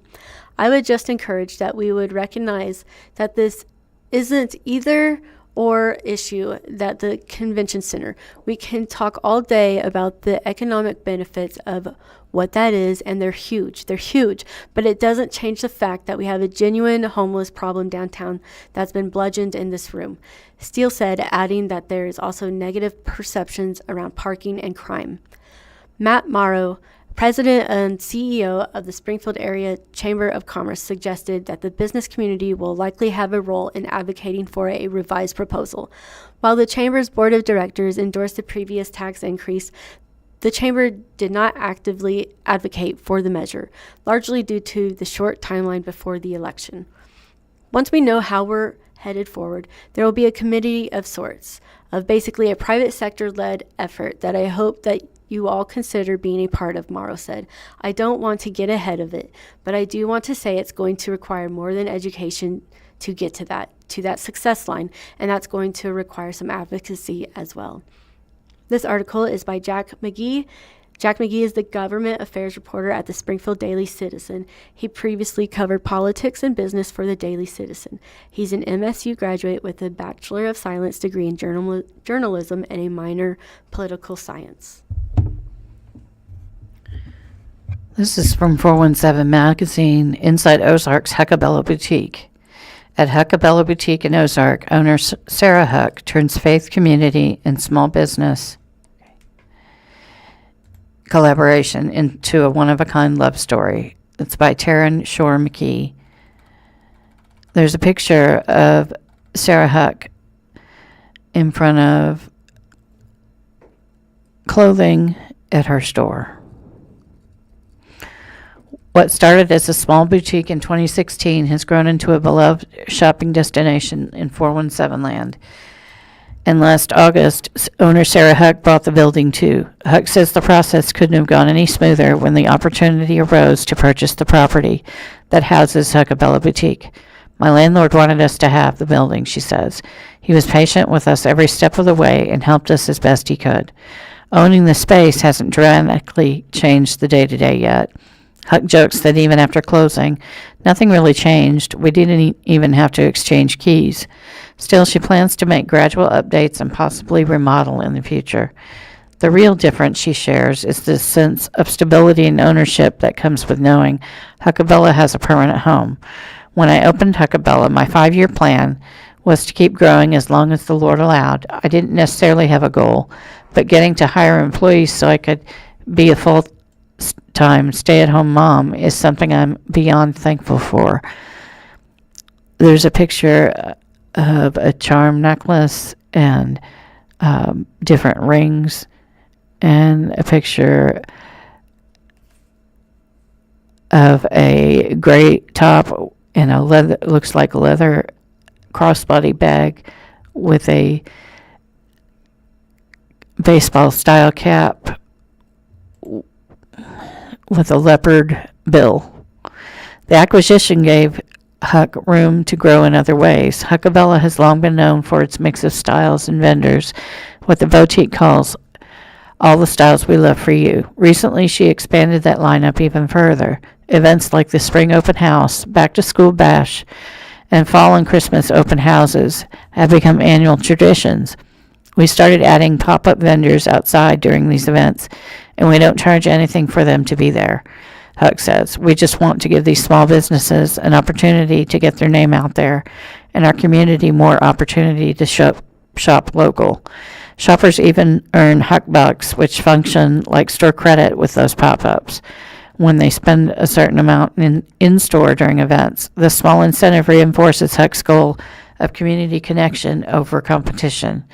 We love being able to support local charities and events when we can, she states. We also love carrying things we know our community loves, like Ozarks Pacific gear, Chiefs gear, and Christian or faith-based items. Faith is woven through everything at Huckabella, from the merchandise to the mindset. Our Christian and faith-based products represent what we're all about, Huck says. We're a Christian-owned business, and we love the freedom we have to let His light shine in our community as best as we can. That humility runs so deep comes with a lighthearted sense of humor. Now, when the roof leaks, the toilet stops working, or the air conditioning or heat goes out, it's all our problem now, Huck laughs. But as you may expect, even that's said with gratitude. Huck sees the building purchase as a reminder to stay grounded. In the past, we toyed around with a second location, but now that we have the building, we are content with what God has provided for us, she says. We just want to continue to be good stewards and run this business as long as He wills. As for the shop's name, Huckabella, my former partner who I started the business with in 2016 came up with it on the spot, and I loved how unique it was, Heck shares. Nearly a decade later, that spontaneous name now graces a thriving boutique and community hub, a testament to faith, hard work, and small-town support that keeps multiplying. 3 things we can confidently say the Ozarks are darn good at. There's another picture of all the kinds of different clothing in the store, a picture of Sarah Huck in front of the sign out front.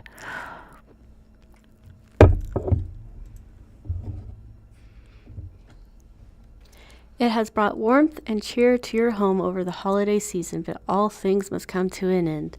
And today is National Take Down Your Christmas Tree Day. While some people may take it down on the day after Christmas, on New Year's Day, or the day after, there's some reasoning behind taking it down on January 6th on National Take Down the Christmas Tree Day. This day officially marks the end of the holiday season, as it is the last of the 12 days of Christmas and is the day on which Epiphany takes place. How to observe National Take Down the Christmas Tree Day. The creator of the day, Jace Shoemaker Galloway, has suggested making it into an event by inviting over family or friends to help you out and providing them with appetizers and cocktails. And if you're wondering what Epiphany is, it is also known as Three Kings Day. It is a Christian feast day celebrating God coming into the flesh of Jesus Christ.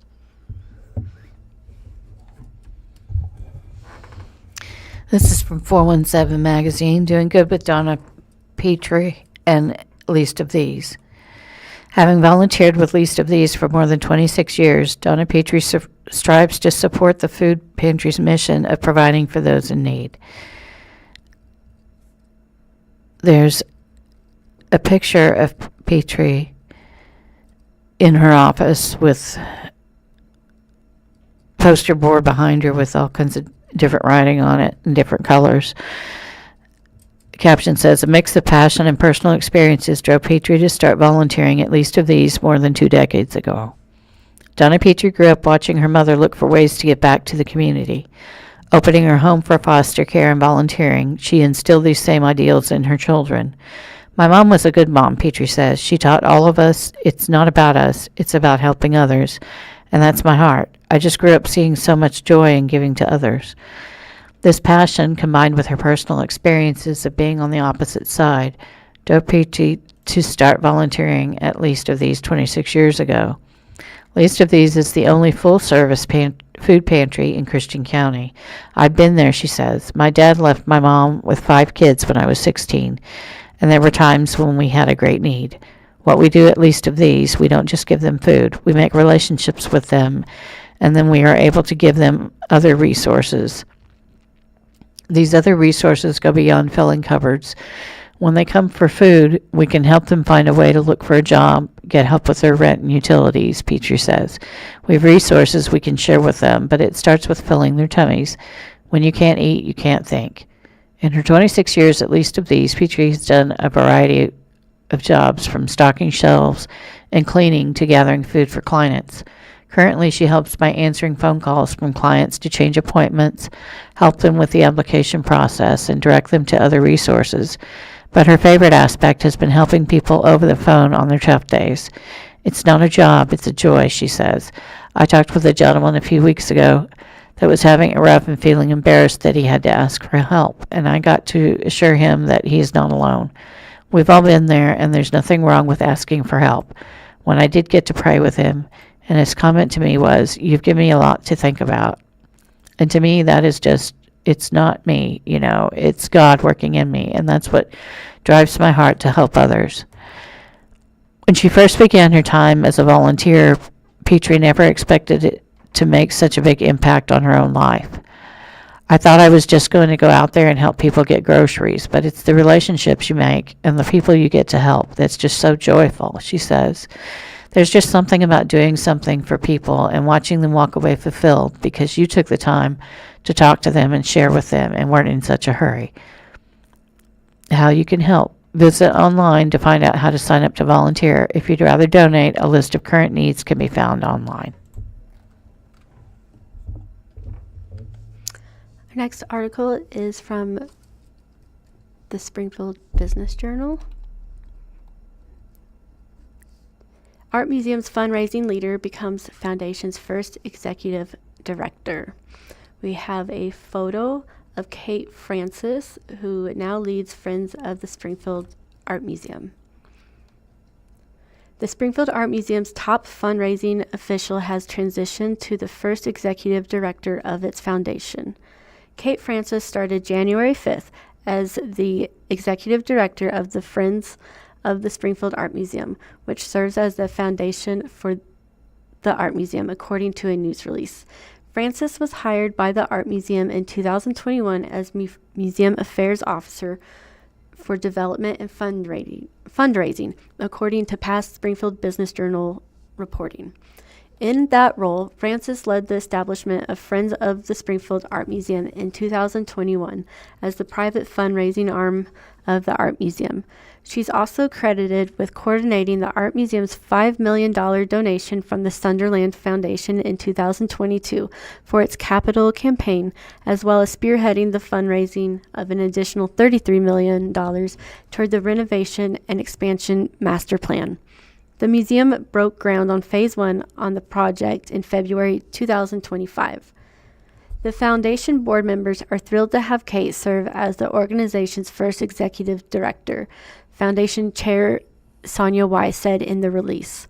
The foundation recently underwent a strategic planning exercise with consulting firm Alexander Haas, and it was clear that now was the time to hire an executive director and formalize the foundation as an independent, active, and impactful fundraising partner for the Springfield Art Museum and the city of Springfield. Under Francis's leadership, all contributions to the Art Museum will be directed through the foundation. The foundation's latest Form 990 on file with the IRS for fiscal 2024 points to roughly $6.2 million in assets and revenue of $907.1 million. I moved to Springfield to be part of a team at making the museum's future a reality, Francis said in the release. It's an honor to continue this important work at such a pivotal moment. The Springfield Art Museum belongs to this community, and through the foundation we have an extraordinary opportunity to deepen access to art, strengthen cultural investment, and ensure that creativity, learning, and inspiration remain available to everyone for generations to come. The $35 million Phase 1 work at the Art Museum is slated for completion in late 2027, according to past reporting. The renovation and expansion project is slated to span 3 years and 2 phases. The goal is to finish the project by the museum's 100th anniversary in 2028. This is from 417 Magazine, a Q&A with artist Andrea Earhart. Andrea Earhart is known for her butterfly murals downtown, but her latest project focuses on a different animal, and you can find him all around Rogersville. This is by Emma Zawacki. It's a picture of Andrea Earhart, photo by Katie St. Clair, with a barbershop pole in the window behind her with a raccoon. 417 Magazine, your latest project has been incorporating paintings of your creation, Roger the Raccoon, across Rogersville. Where did the idea for Roger come from? Andrea Earhart. When you're creating all day, you just get these ideas sometimes, and some of you act on, and some of you don't. I had this thing called the Artist Academy, where I interview other artists, and I coach artists. So I'm surrounded by a lot of artists in person and online. We like to be creative and gain inspiration from other people's ideas and give inspiration. So my artist friend in Texas, Whitney, was doing pelicans all over this town. They were really cute, and they were just like little window paintings. I'm like, what if I did that but made it a raccoon? Why a raccoon to represent Rogersville? Andrew Earhart, when you first Google it, Rogersville used to be known as the raccoon capital of the world. I was doing a bunch of research for what I would include into a Greetings from Rogersville mural. Springfield has one on the side of the Discovery Center. I was like, we need to bring first and foremost one of those here. I ended up painting it at the park this summer, and I was looking up facts about Rogersville, and that was one of the first ones that came up. 417, how are you hoping for Roger the Raccoon to impact Rogersville? Andrea Earhart, I would love for when somebody comes to visit, locals go out anywhere in Rogersville, they see Roger the Raccoon. You see him at every corner turn, on the fence post, literally everywhere. It just becomes a fun mascot for the community for kids to point out. I think art brightens a community and just adds to a community's sense of pride. 417, do you happen to have a favorite Roger you've painted and why? Andrea Earhart, I'm always making new ones, but I think my favorite was probably the one on the car wash, where he's giving himself a bath with a sponge and bubbles. I think because that was one of the original I painted. 417, what is next for Roger the Raccoon? Andrea Earhart, nothing is completely set, but I'm pretty adamant about when I want to do something, and I think it'd be good for the community, and I had a good feedback. I think I can make it happen. For these first couple of raccoon murals, I'm just telling people, pay for the supplies, pay for the paints, I'll do the labor. We're hopefully this fall going to have a few fun raccoon murals that are really big. We're going to have Roger the Raccoon all over everywhere as long as people continue to want it and think it's fun. Our next article is from the Springfield News-Leader. Have ideas to improve your Springfield neighborhood? Here's how to submit them. An expanded version of a city program will bring additional improvements to Springfield's neighborhoods. In order to determine what projects to focus on, the city is asking for local residents to submit their proposals. Here's what to know about the Neighborhood Works Plus program. What does the program entail? The Neighborhood Works Plus program is an expanded version of the existing Neighborhood Works program. The expansion was made possible when up to $5 million of the half-cent portion of the Spring Forward SGF sales tax revenues were allocated for neighborhood improvements to be used over a 2-year period. The goal is to bring together residents, neighborhood associations, the Neighborhood Advisory Council, and city staff from several departments to find projects that focus on improved livability, safety, and neighborhood pride. We now have a photo of Cherry Street and Pickwick Avenue intersection. The Springfield City Council received a review that traffic calming features like a speed bump and chicane are effective, such as at the Cherry Street and Pickwick Avenue intersection. Prior to the additional funding, the program historically operated with a $100,000 cap per project and roughly $1.5 million or less over a 5-year period funded through the 4th cent capital improvement sales tax. The expanded approach seeks to plan projects with a more strategic selection process. During a kickoff event, December 11th, Public Works Assistant Director Brett Foster said the additional funds mean the city can now fund more projects at a larger scale. The city has already reviewed previous neighborhood surveys and citizen requests to establish a base understanding of where the greatest needs are. And here's how to submit your ideas. Through January 31st, the city is encouraging individuals to submit their ideas of neighborhood projects that could be funded through the program. Projects may include, but are not limited to, neighborhood corridor improvements, traffic calming, landscape and beautification, pedestrian safety, stormwater drainage, sidewalk and trail connections, alleyway improvements, and placemaking and community connectedness, according to a city news release. Foster said that while parks improvements ideas can be submitted, the program will not include park improvement projects. Instead, the Springfield Greene County Park Board has had its own funds allocated and will undergo its own planning process. Ideas can be submitted online at www.springfieldmo.gov/NW+. Printed idea forms as well as a physical submission box are available at the Bush Municipal Building at 840 North Boonville Avenue. Only one idea should be submitted per form.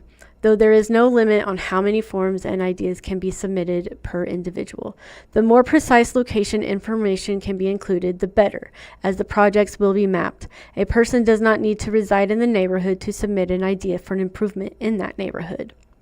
What comes next? Ideas will be collected through the end of January. Once that's done, city staff will review proposals and group them into project concepts. The review will determine project readiness, feasibility, and community value. Then workshops will be hosted with registered neighborhood associations in February and March to discuss, group, and prioritize the projects that can have the greatest impact in their areas. After review by neighborhood associations, projects will be brought to a neighborhood advisory council subcommittee to further evaluate based on agreed upon criteria. Once a list is finalized, it will be brought to the Citizens Advisory Board, the body which makes recommendations about how the Springfield SGF tax money should be spent, and then Springfield City Council. The first round of neighborhood projects is targeted to be under construction fall 2026, according to the release.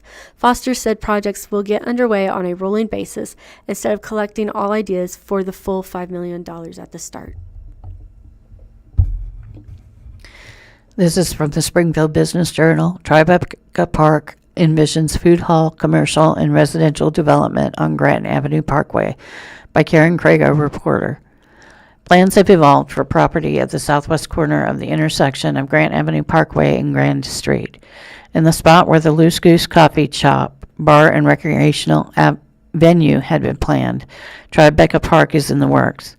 The new development is envisioned with a food hall and bar and other commercial property opportunities on the ground floor, as well as multiple apartments.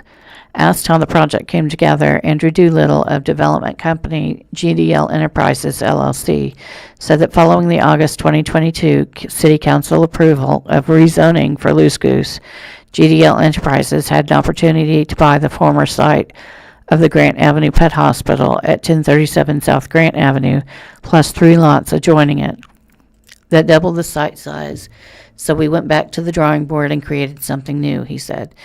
Doolittle said Tribeca Park plans maximize the site's potential. A look at the site plan provided to Springfield Business Journal by developers shows 2 buildings, a larger 4-story building, A, fronting Grand Street, with a smaller 3-story building, B, fronting the parkway. The food hall would be in Building A, with the plan showing an outdoor seating area on the corner, while Building B would be purely residential. Doolittle said Building A is envisioned with the 8-vendor food hall, a separate bar, and about 5,000 square feet of commercial space, perhaps for a standalone restaurant or offices. The building will also serve as the physical location of a coffee shop, Casa Macondo, operated by Kelly Hayes.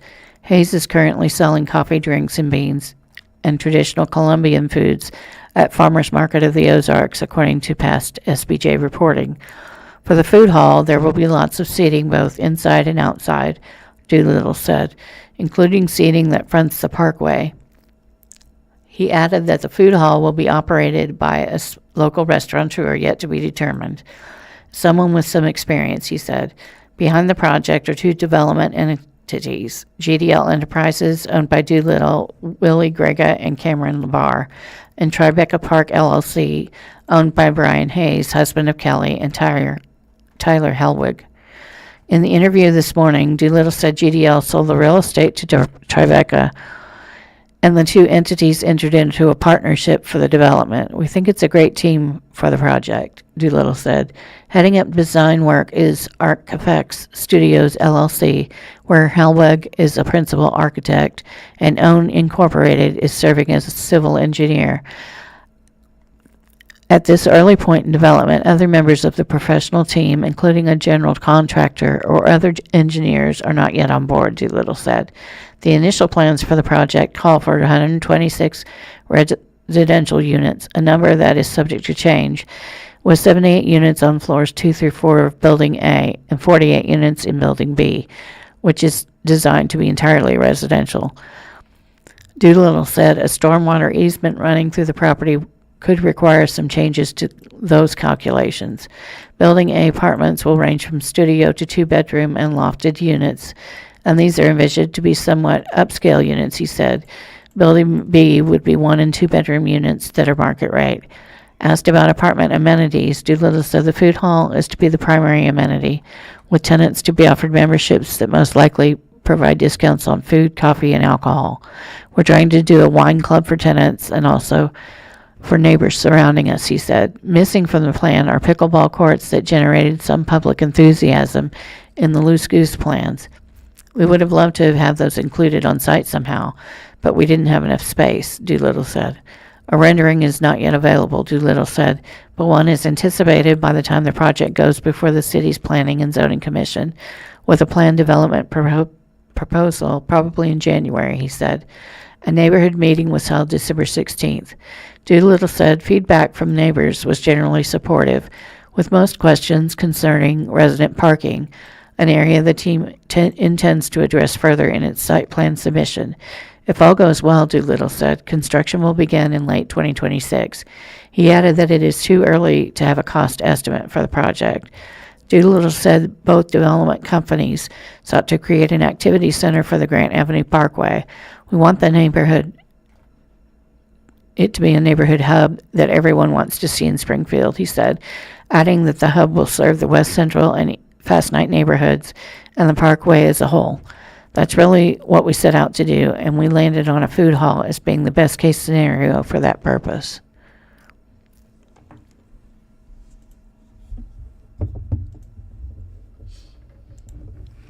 Alrighty, on this day in history, on January 6th, what happened on January 6th? In 2021, the U.S. Capitol is attacked. A mob of supporters of then U.S. President Donald Trump stormed the U.S. Capitol in Washington, D.C. They were attempting to halt the certification of the results of the 2020 presidential election won by Joe Biden. According to a 2022 Senate report, 7 people passed in connection with the riot and many more were injured. In 1929, Mother Teresa arrives in India. Through her tireless work in helping the poor and ill, the Albanian religious sister later received the Nobel Peace Prize and was beatified. In 1912, the German scientist Alfred Wegener presents his theory of continental drift. His work laid the foundation for the theory of plate tectonics, which explains why continents move. In 1907, Maria Montessori opens her first school. Montessori's revolutionary educational approach is practiced at about 30,000 schools today. In 1838, Samuel Morse presents the telegraph to the public. This is from the Springfield Business Journal. It says, coolest things made in Missouri. 16 products manufactured in the state of Missouri were selected by an outside panel of judges with representation from across the state for inclusion in Springfield Business Journal's 2026 Coolest Things Made in Missouri Awards.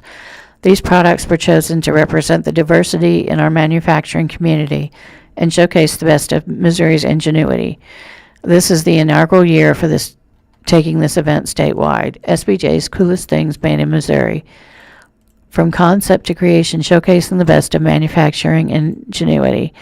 Date, February 23rd, 2026. Location, Hilton Branson Convention Center. Time, 5 p.m. arrival, heavy hors d'oeuvres and cocktail hour, 6:30 p.m. awards presentation. Attire, Missouri Maker Cool. This is a celebration of innovation, craftsmanship, and the people behind the products, so dress the part. Attire is business casual with a creative, manufacturer-friendly twist. Think branded polos, smart denim, company gear, casual blazers, or anything that shows off your pride in Missouri-made excellence. Comfortable, professional, and cool, just like the products we're honoring. 226 coolest things made in Missouri. ABEC Incorporated Custom Single Run Bioreactor. American Products AP-DATA Data Center enclosure in Stratford. Asconosi Chocolate LLC, 72% Mababu Tanzania Dark Chocolate Bar, Springfield.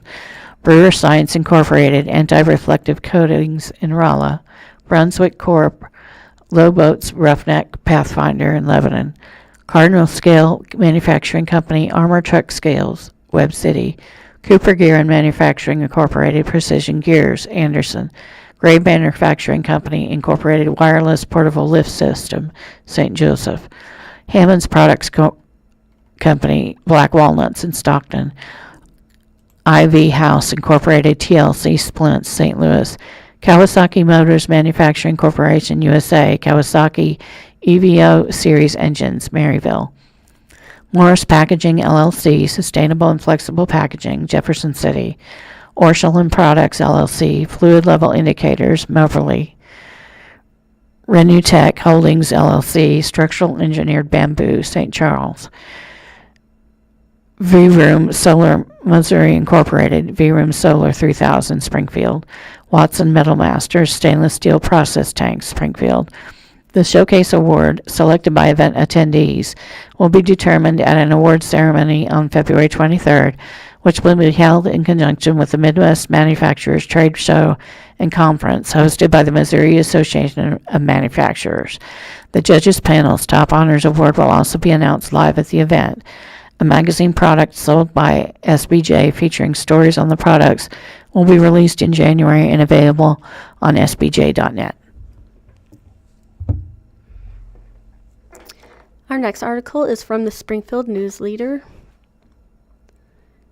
From the Darkroom shows Tet celebration and the joy of a new year. And I do apologize if I am pronouncing the holiday Tet incorrectly.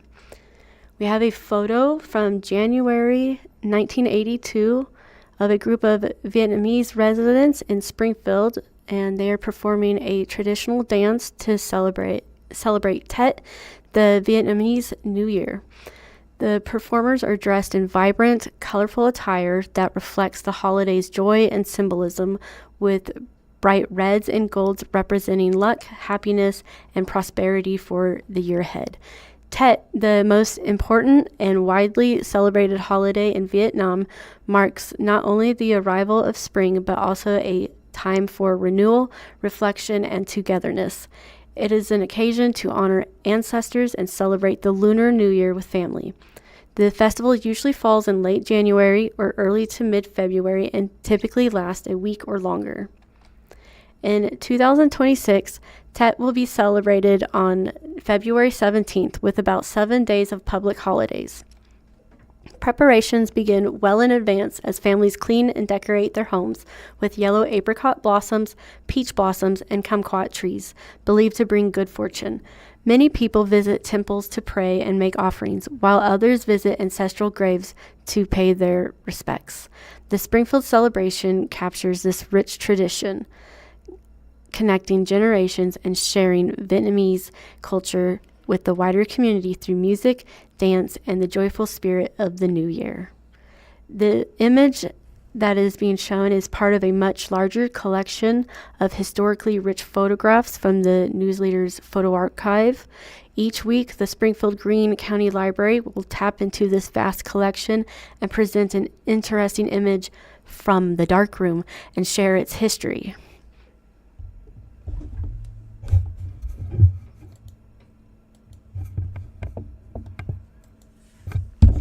This is from the Springfield News-Leader. A solution to Missouri's child care crisis, opinion. New research by the U.S. Chamber of Commerce shows that Missouri loses $1.35 billion in annual economic opportunity due to child care gaps. To see the report, go online to the Missouri Chamber of Commerce. Besides cost, Missouri loses annually $280 million in tax revenue. The book, entitled The Tragedy of Child Care in America, provides a statement by the National Council of Jewish Women on page 1. No matter what measures are used, access, quality, or affordability, we know that the child care system is failing working parents. Let's see if we can't make some progress in solving this national problem. First, the child care unit must be located where the parent has access. In small communities near the center of the city, but in a larger community, there must be multiple units scattered over the city to provide easy access, sort of like a public school system.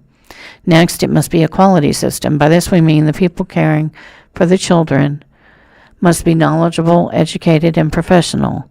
This means we need a professional security guard to make sure that an ex-husband doesn't storm in and demand his boy, who he intends to take to California, in the pickup waiting outside. We also need a certified dietitian to ensure the children are receiving healthy and wholesome food. Also, we need a medically certified nurse to ensure those nasty germs don't infect all the children. Child psychologists say that children of age 3 and 4 are ready to begin the process of education. This means we need educated and certified teachers and their aides. Wow, from what I have just outlined, to solve the child care crisis, all that we need to do is put the children in the public school system, because our public schools have each of the necessary persons I listed above. And the public schools are located where the people reside. Historically, our public school system has responded to the needs of our society. The Pilgrims established the first schools in America for the purpose of teaching their boys to read the Bible. World War II demanded that women come out of the home and take jobs that normally would have been filled by men, but the men were all drafted into military service. Women proved that they were more than capable of doing a man's job.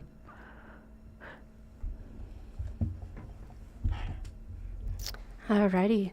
Thank you all for listening to the Blind Community Thrift Store radio reading service. Tune in every week, Monday through Friday, on the Blind Community Thrift Store's YouTube channel at 10 a.m. for more up-to-date news from the Springfield News-Leader, the Springfield Daily Citizen, and the Springfield Business Journal, and 417 Magazine. Listen after we are live on the Audio Reader Network at www.reader.ku.edu. All broadcasts are played over KSMU's subcarrier airwaves at 65 kilohertz on 91.1 from 3 p.m. to 5 p.m. Monday through Friday. Contact Audio Reader Network for more information on receiving a pre-programmed radio. And thank you all again for tuning in, and we can't wait to see you next week.